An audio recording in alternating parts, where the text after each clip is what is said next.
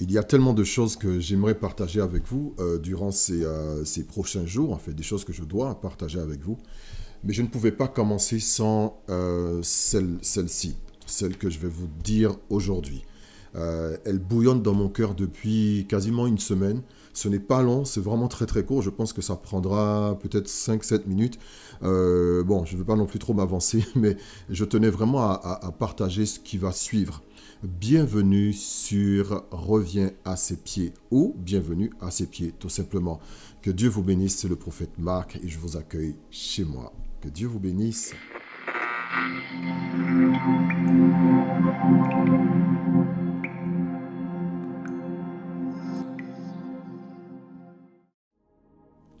Dans cette saison de confinement, et je pense que beaucoup de personnes ont remarqué que les réseaux Internet saturent même. Parfois, c'est très lent. Je ne sais pas pour vous, mais chez nous, à la maison, tout le monde a un portable, on a des ordinateurs, ainsi de suite, et la connexion est vraiment très, très lente.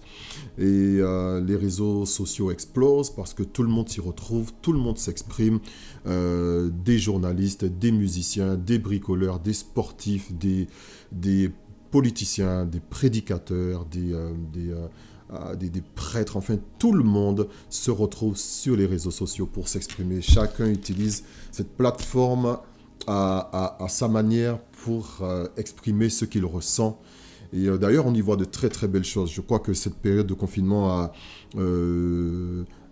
fait ressortir vraiment beaucoup de talent chez des gens. Je ne sais pas si vous avez vu ces vidéos où des orchestres symphoniques se sont quasiment construits par web.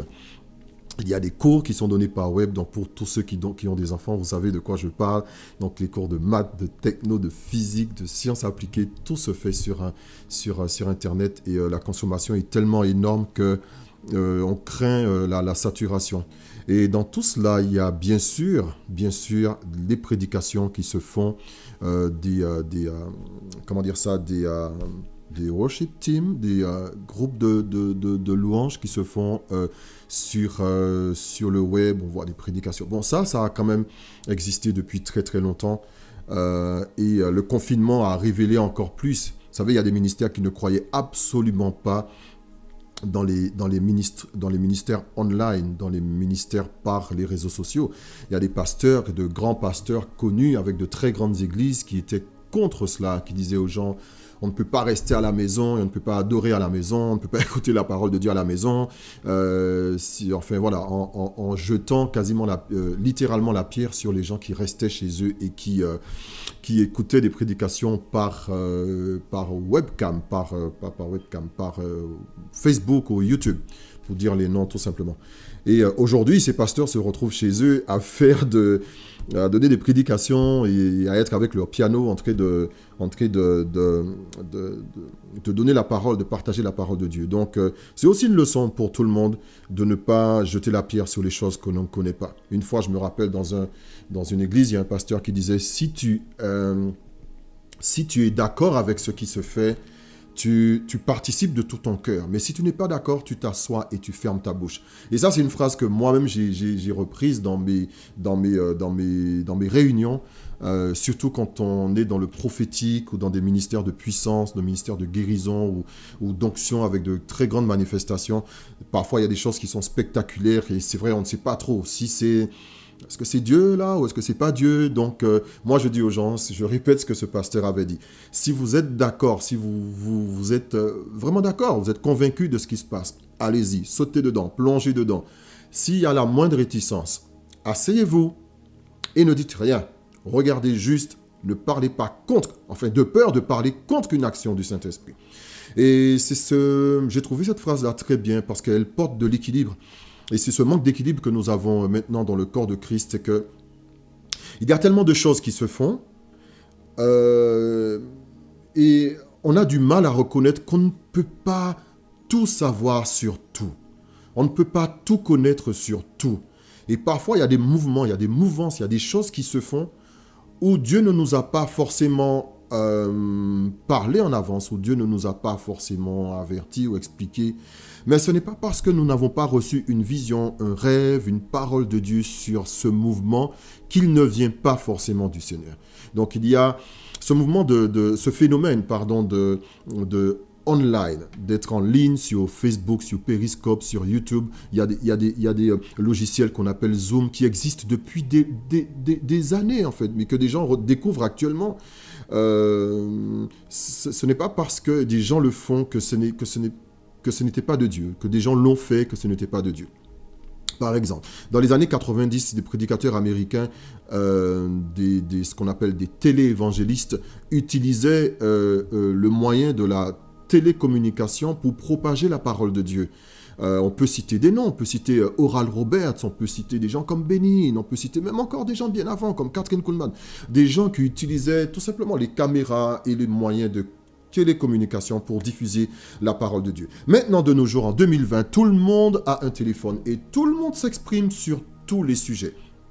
Et c'est cela où je me sentais vraiment concerné. Et je vais vous donner quelques conseils, si je puis vous donner quelques conseils par rapport à cela.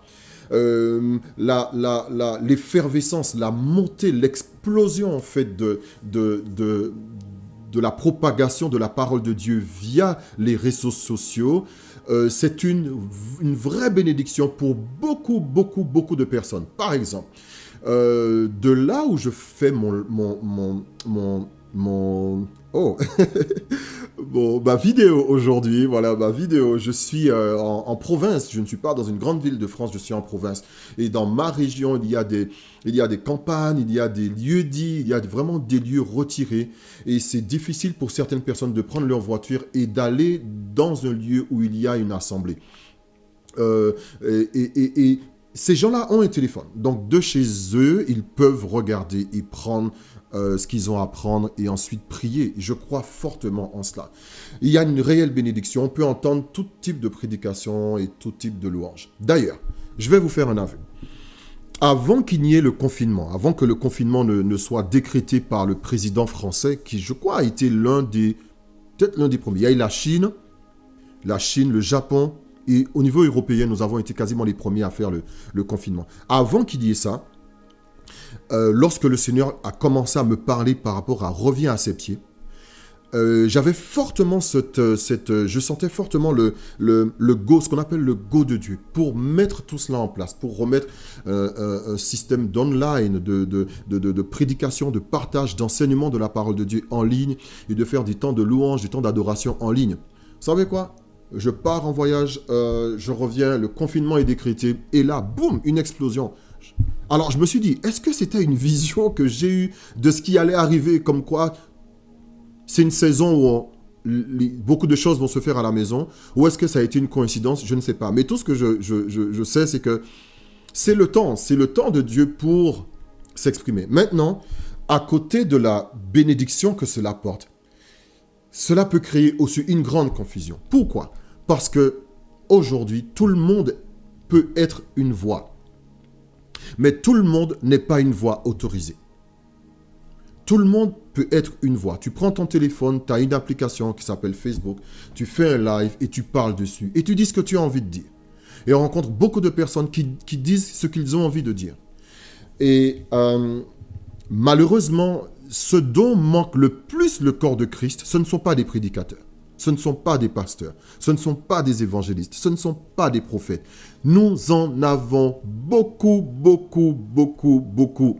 Ce dont nous manquons le plus à ce jour, en 2020, dans le corps de Christ, c'est l'esprit de discernement. C'est le discernement.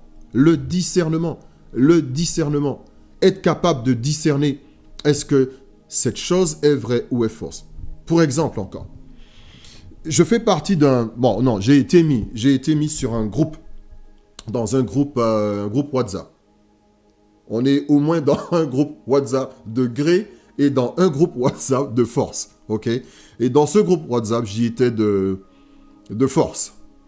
Et je reçois un message tu sais, vous savez, les messages qui sont transférés. un message qui parle du pape, qui a fait certaines choses, et qui a dit certaines choses, ainsi de suite.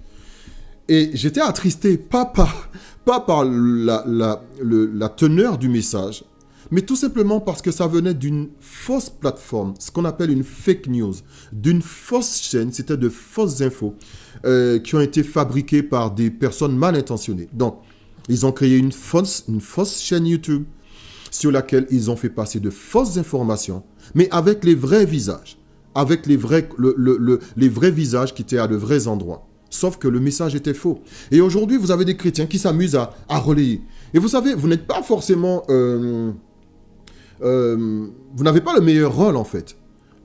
Transférer un message, ça ne fait pas de vous un héros. Surtout lorsque le message est faux. Aujourd'hui, nous avons une forme de culture, de transfert de messages sans discernement. Et moi, je réponds tout de suite aux gens. Écoute, ça c'est faux. Fais attention à ce que tu transfères. Ça c'est faux. Fais attention à ce que tu transfères. Bon, un jour, je bloque. Je bloque parce que je ne suis pas une poubelle. Et vous aussi, vous devez être dans cet état d'esprit. Et mon message, en fait, concerne ça. Je ne sais pas si vous avez remarqué, mais j'ai déjà grillé 5 minutes depuis longtemps. Ok, on reste ensemble. D'accord. Merci de me garder encore un petit peu. Parce que je vous emmène vraiment quelque part. Donc, le souci, c'est que, je ne sais pas si vous avez vu cette prédication du dimanche, il y a 15 jours, où je prêchais allez voir sur le site de l'Espace Vie Chrétienne, une formidable église à Orléans, avec le pasteur Cyriac Dikini et la prophétesse Inès. Ils sont très très bien. Et ils m'ont fait l'honneur ils m'ont demandé de partager la parole de Dieu il y a quelques dimanches de cela. Et j'ai précisé une chose. J'ai dit, si vous restez longtemps sur Facebook, ce n'est pas à cause de moi. Je n'ai pas voulu incendier Facebook. Mais j'ai juste voulu dire que nous sommes redevables du temps que nous passons sur Facebook. Nous devons être capables de trier ce que nous regardons, de trier ce qui va rentrer en fait chez nous. L'œil, c'est la fenêtre du corps, dit la parole de Dieu. L'œil, les oreilles, ce sont des entrées en fait dans le corps. Donc ce à quoi vous allez accorder le plus de temps, c'est ce qui va vous influencer demain et influencer votre manière de penser et influencer de ce fait vos actions. Ça va devenir littéralement une habitude chez vous. D'accord? Donc, faisons très attention à ce que nous autorisons à rentrer chez nous. Il y a beaucoup de personnes qui parlent, beaucoup de personnes qui donnent leur avis sur beaucoup de choses, mais très peu de voix sont autorisées. Donc, je serai d'avis à ce que uniquement les voix autorisées se lèvent et parlent et disent quelque chose. D'ailleurs, alors on dira, oui, prophète, donc c'est facile pour toi, donc seuls les prophètes parlent. Ben, pour ceux qui me suivent, vous remarquerez que je n'ai pas été hyper médiatique, hyper présent sur les réseaux sociaux. Pourquoi? Parce que je n'ai rien à dire. Alors des fois, oui, il y a eu de la procrastination. Oui, je confesse, il y a eu de la procrastination. C'est quoi ce grand mot? C'est repousser au lendemain ce qu'on peut faire le jour même.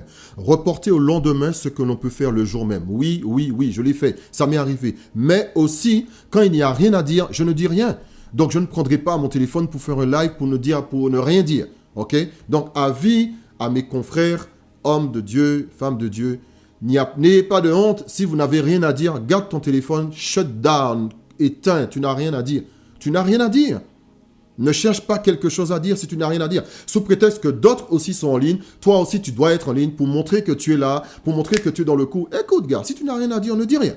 Ok, maintenant que ceux qui ont quelque chose à lire se lèvent et parlent et disent aujourd'hui, j'ai quelque chose à dire. Et je vais vous dire, c'est quoi? C'est qu'il y a beaucoup de voix qui parlent et maintenant les voix sont autorisées, oui ou non, on ne sait pas, on doit exercer le discernement. C'est comme dans les temps de la fin, il y aura beaucoup de rêves et de visions. Beaucoup de rêves et de visions. Beaucoup de gens ont des rêves, beaucoup de gens ont des visions. Tout le monde rêve, tout le monde a une vision. Mais peu sont capables de discerner. Est-ce que ça vient de Dieu? Si oui, qu'est-ce que ça veut dire? J'ai eu un rêve.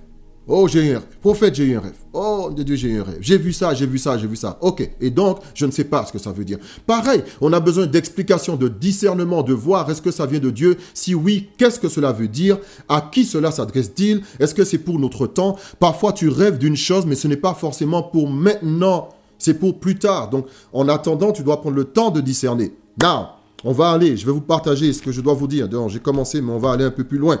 Il y en a qui aiment la parole de Dieu comme moi et je vais vous dire pourquoi je dis ça. J'ai découvert dans la parole de Dieu qu'il y a des voix qui annoncent, ils annoncent bien. Ce sont des personnes qui annoncent ce qui doit être annoncé, mais qui ne l'annoncent pas avec le cœur de Dieu. Pam, pam, pam. J'annonce ce qui doit être annoncé, mais je n'annonce pas avec le cœur de Dieu. Et c'est ça le danger. Et il y a eu un homme dans la Bible qui a eu un petit souci comme ça. Il a lutté pour annoncer ce qu'il devait annoncer. Mais quand il l'a fait, on découvre qu'il n'a pas fait avec le cœur de Dieu. Même s'il est mentionné par Jésus dans le Nouveau Testament. Jésus ne parle pas de lui, mais parle de son temps. De qui il parle? Si c'était dans le live, j'aurais dit, pose-moi la question, de qui il parle. Ok, c'est le prophète Jonas. Jonas. Et aujourd'hui, je vais vous dire,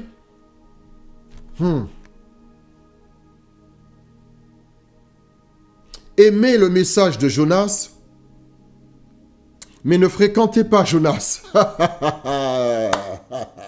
Aimez le message de Jonas, mais ne fréquentez pas Jonas. Parce que vous aurez un problème à un moment, et je vais vous le montrer. Bon, Jonas, c'est dans l'Ancien Testament. All right? Ancien Testament, petit livre de l'Ancien Testament, 4 chapitres. D'accord? Dans le premier chapitre, c'est Dieu qui appelle Jonas. Donc Jonas chapitre 1. Lève-toi, va à Ninive, la grande ville, et crie contre elle. Car sa méchanceté est montée à moi. D'accord? Va dans la grande ville et crie contre elle. Ça, c'est la mission que Dieu donne à Jonas. Donc, qu'est-ce que Jonas fait? Il va et il s'enfuit. Tout le monde connaît cette histoire, donc je ne vais pas relire. Mais à la maison, prenez Jonas, ok? Et vous allez lire. Ça se lit très, très vite, très, très bien. C'est un chef-d'œuvre. D'ailleurs, il est catégorisé comme un chef-d'œuvre au niveau de sa littérature, la manière dont c'est écrit, Jonas. C'est très, très bien écrit. Et c'est tellement bien écrit que certaines personnes qui étudient la Bible ont cru que c'était un mythe. Beaucoup, même dans certains cercles chrétiens, ils ont mis Jonas comme un mythe. Jonas n'est pas un mythe, parce que Jésus en parle dans le Nouveau Testament. Et Jésus n'a jamais raconté de mythe. Ok? Donc, pour les personnes, on dit que Jonas, c'est un mythe, c'est comme, vous voyez, c'est une espèce de mythe, métaphore pour expliquer des choses de Dieu. Non, non, non, Jonas n'est pas un mythe. L'histoire de Jonas est une réalité parce que Jésus en parle dans le Nouveau Testament. Il dit ici, il y a bien plus que Jonas. Donc, s'il y a bien plus que quelque chose, c'est que cette chose existait. Non. Let's go plus loin. Now. Maintenant, Jonas, il fuit et il prend un bateau pour carrément fuir l'appel, fuir tout le monde. Et je vais paraphraser. Lorsqu'il prend ce bateau, il y a une tempête qui se passe en pleine mer et les personnes, le pilote commence à paniquer. Chez nous, on va dire, il va flipper et il commence à se dire « Waouh, qu'est-ce qui se passe ici? Est-ce qu'on a fait quelque chose qu'il ne faut pas ?» Et Jonas dit « Non, c'est à cause de moi, je suis en train de fuir l'Éternel, mon Dieu. Mais si vous me jetez par-dessus bord, les choses sont réglées. » Bon, les gars, ils n'ont pas cherché à comprendre, hein, ni une ni deux. Ils l'ont pris, ils l'ont jeté. Voilà. Et du coup... Lorsqu'il jette Jonas, maintenant, la Bible dit que Dieu fait venir un poisson et le poisson prend Jonas dans sa bouche, dans sa gueule. Et Jonas est enfermé 3 jours dans la gueule du poisson. D'accord? Et au milieu de ce moment de confinement, Jonas crie à l'Éternel. Alléluia! Donc, dans le milieu de notre confinement, pour tous ceux qui ont fui le rappel, tous ceux, les voix autorisés, ceux à qui Dieu a donné une mission, un appel, et vous avez fui quelque part là, Dieu a envoyé un gros poisson, 3 jours. Mais là, nous, c'est pas 3 jours, c'est plus que 3 jours. Donc, dans ce confinement, il sera bien que tu reviennes. Reviens à l'Éternel et tu vas parler au milieu de ton poisson, dans la gueule du poisson. Et Jonas, il va dire... Dans ma détresse, j'ai invoqué l'Éternel et il m'a exaucé. Au sein du séjour des morts, j'ai crié, tu as entendu ma voix. Donc, s'il y a une période pour faire une prière comme celle de Jonas, c'est now. Maintenant, confinement, dans la gueule du poisson. 3 jours. Non, nous, c'est 20 jours. On a encore plus de chance encore que Jonas. Ouais? On est confiné, on ne peut pas rentrer, on ne peut pas sortir, on ne peut pas aller.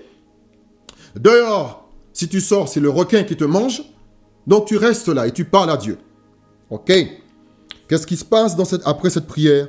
Jonas, il va donner l'une des phrases les plus puissantes de la Bible. C'est laquelle?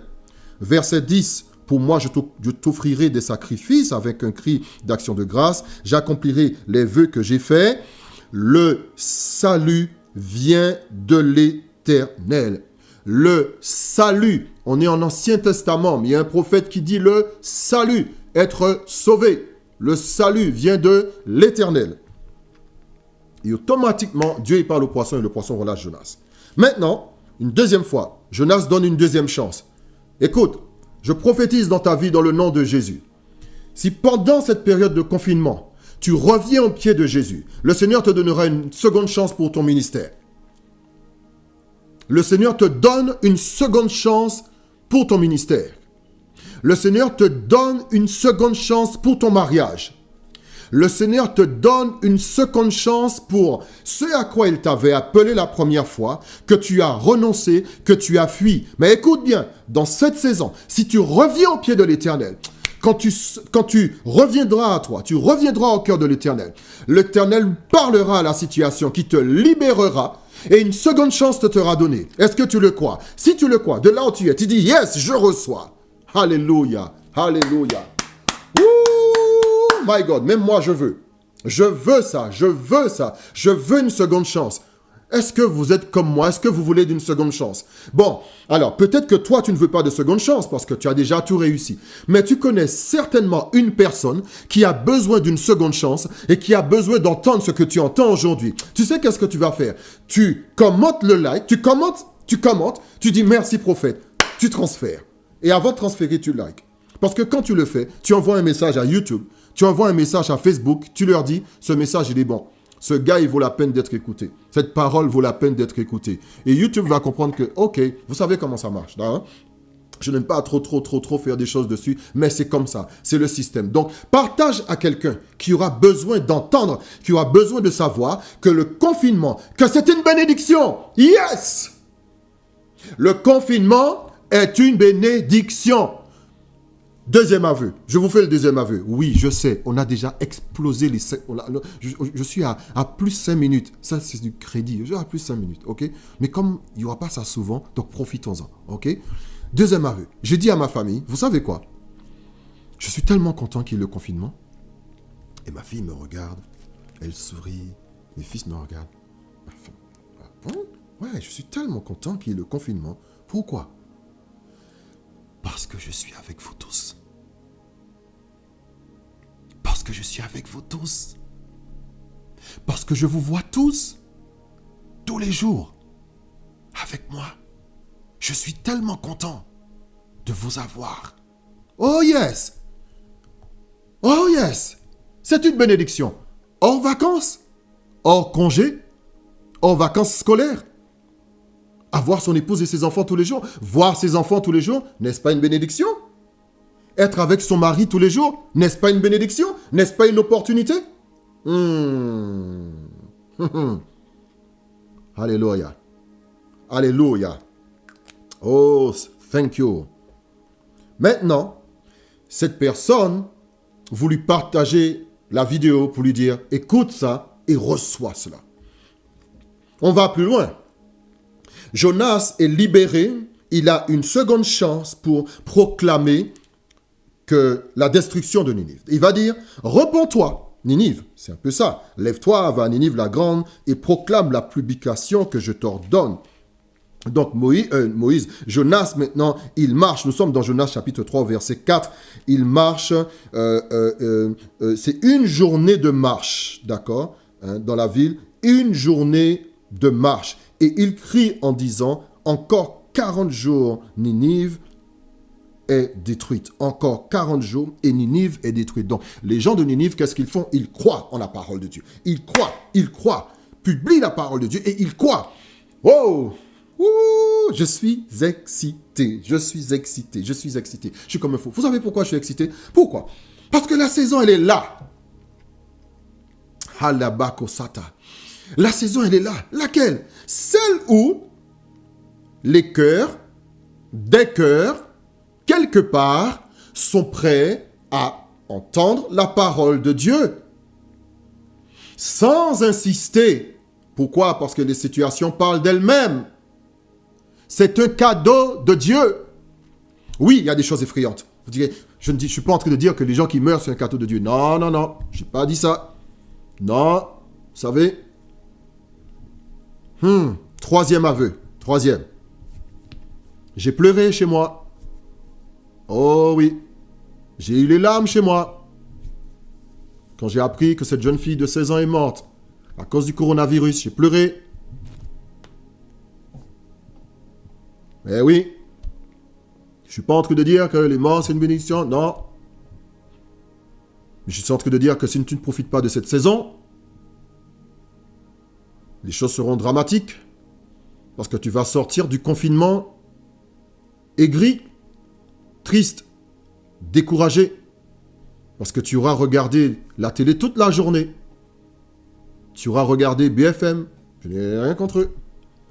Toute la journée. LCI toute la journée. Les news toute la journée.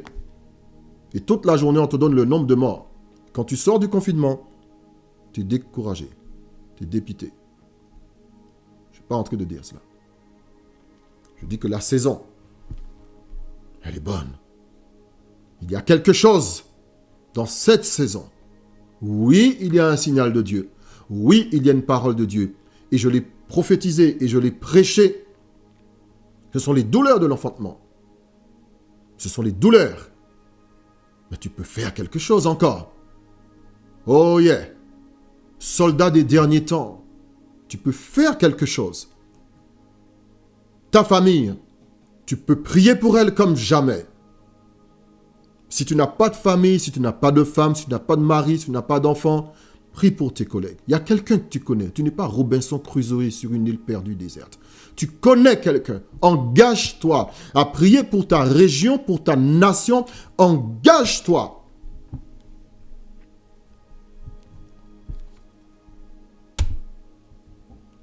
Lorsque Jonas annonce, les gens ont cru. Les gens ont cru. Pourquoi? À cause de l'intensité des paroles de Jonas. À cause de la magnitude de Jonas. Si Jésus fait référence à Jonas, c'est que ça devait être puissant. Jonas a dû lancer la parole maintenant. Pourquoi? Parce que Jonas, il arrive comme un repenti lui-même. Hey! My God! Il arrive comme un repenti lui-même. Mais aujourd'hui, vous savez quoi? Vous êtes en train de m'écouter? Vous m'écoutez, hein, d'accord? Les gens qui sont restés jusqu'à maintenant, God bless you. Que Dieu vous bénisse. Vous êtes en train de m'écouter? Vous êtes en train de m'écouter? Ah, écoute ça, hein? Ne perdez ni votre temps, ni votre argent, ni votre énergie avec des personnes qui ne se sont jamais repenties.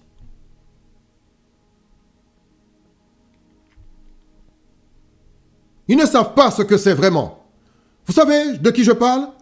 Les super-héros, pasteurs super-héros, prophètes super-héros, apôtres super-héros, frères super-héros. Ils n'ont jamais péché, ils n'ont jamais rien fait de mal. Ils sont des ultra-conquérants. Ils n'ont jamais eu de faiblesse. Ils n'ont jamais rien eu en fait. Ultra-conquérants. Ne perdez ni votre temps, ni votre argent, ni votre énergie. Pourquoi? Vous serez éternellement frustrés. Really? Really? Ce sont des gens qui ne parlent jamais de leur tentation. Alors que Jésus lui-même, quand on parle de lui, on dit, il a été tenté en tout temps. En toutes choses, pardon. En toutes choses. Comme nous. Tenté en toutes choses. Dans le livre de Romains. Comme nous. Tenté en toutes choses. Donc Jésus a eu à lutter avec. Et la seule chose, c'est qu'il triomphe. Donc cela me conforte. Oh Jésus, ok, il fut tenté en toutes choses. Oui, en toutes choses, il fut tenté. Oui, toute femme, oui, femme, oui, oui, parce qu'il était entouré de femmes, oui, oui, il y avait partout, oui, il y avait partout. Argent, oui. Gloire, oui. Corruption, oui. En toute chose, gossip, yes, gossip. Gossip, ça c'est ma fille qui m'a... Gossip. Commérage, oh yes, commérage. Il était tenté en tout, mais il triomphe. Jésus est le meilleur exemple, the best. Jésus, le meilleur exemple. Suis Jésus. Jésus, meilleur exemple. Jésus, meilleur modèle. Modèle, repère, exemple. Jésus, mon modèle, mon exemple. Jésus. Mon modèle et mon exemple, ma référence, c'est Jésus, le Christ de Nazareth. Mon avocat, mon frère, Jésus. Mon sauveur, Jésus. Mon bouclier, Jésus. Ma vie, Jésus. Chemin, Jésus. Vérité, Jésus. Repère, référence, modèle, lui. J'aime Jésus. Jonas, tel un repenti, il arrive et il annonce la repentance. Aïe, aïe, aïe. Alors, le danger, c'est quoi? C'est quand tu écoutes un prédicateur qui lui-même, dans sa vie, je sens ça. Dans sa vie, il n'a pas eu d'expérience profonde avec le Christ, tu vois? Une expérience profonde. Il a vécu quelque chose de profond. Prophète. Qu'est-ce qu'un prophète? Un prophète, c'est un messager, mais c'est ce que l'on connaît. C'est un messager, il annonce la parole de Dieu. Mais le prophète, c'est ce que je dis dans mes cours, le prophète est un message. Le prophète est un message. Le prophète est un message. C'est-à-dire, lui-même, quand tu regardes déjà, regarde juste le prophète, tu as un message. Normalement, tu as un message. Tu as un message. Quand tu regardes le prophète avec les yeux de l'esprit, tu as un message. Parce que le prophète, c'est un message. Écoute, si tu veux même savoir, je suis ce type de prophète. Dans ma vie même, ma vie est prophétique. Ma vie est prophétique. Ma vie. Oh, je ne veux pas aller trop loin. Mais est-ce que vous savez que lorsque Jésus il parle de Jonas, dans Luc, parce qu'on parle dans Matthieu chapitre 12, verset 38, mais dans Luc chapitre 11, verset 29, la Bible dit que Jonas était un signe pour les Ninivites. Jonas était un signe. Lui, c'était un signe. Donc, le fait que Jonas fût enfermé dans la gueule du poisson 3 jours était un signe pour les Ninivites, mais un signe pour dire que le Fils de l'homme aussi sera enfermé pendant 3 jours dans la tombe. Un signe. Le prophète est un signe. Il passe par la repentance et quand il arrive, il dit « Repentez-vous ». Et il arrive, il dit ça. Mais on va voir que Jonas a un problème quand même plus loin. Le peuple croit. Le peuple se convertit. C'est tellement puissant ce qui se fait au temps de Jonas. Les grands, les petits, les animaux, tout ce qui vit et respire à Ninive jeûne. Et la colère de Dieu épargne Ninive. Et maintenant, ce qui se passe au verset 4, et je vais terminer ainsi. Dieu vit qu'il agissait ainsi et qu'il revenait de leur mauvaise voie. Alors, Dieu se repentit du mal qu'il avait résolu de leur faire et il ne le fit pas. Donc, il n'a pas détruit Jonas. Cela déplut fort à Jonas et il fut irrité et il implora l'Éternel et il dit « Ah, n'est-ce pas ce que je disais quand j'étais encore dans mon pays? C'est ce que je voulais prévenir en fuyant à Tarsis. Car je savais que tu es un Dieu compatissant et miséricordieux, lent à la colère, riche en bonté, qui te repent du mal. Maintenant, Éternel, prends-moi donc la vie, car la mort m'est préférable à la vie. » Étant donné que j'ai explosé le temps que je vous avais dit, je vais vous laisser. Et la suite sera au prochain épisode. Il y en a qui disent « Ah non, il ne nous a pas fait ça. Ah non. » Ah oui. Ah oui. Ok. On se voit au prochain épisode. Il sera très court, parce que je ne veux pas être très long. Et déjà, ce que nous avons partagé ici, je prie que cela reste fortement ancré en vous et vous aide à discerner. Déjà, faire le choix, discerner, tout commence par un choix. Donc, tu peux faire le choix, tu peux faire le tri dans ton téléphone. Fais le tri. Et dans ce que tu regardes, fais le tri. Mais on va aller plus loin au prochain épisode. Que Dieu vous bénisse.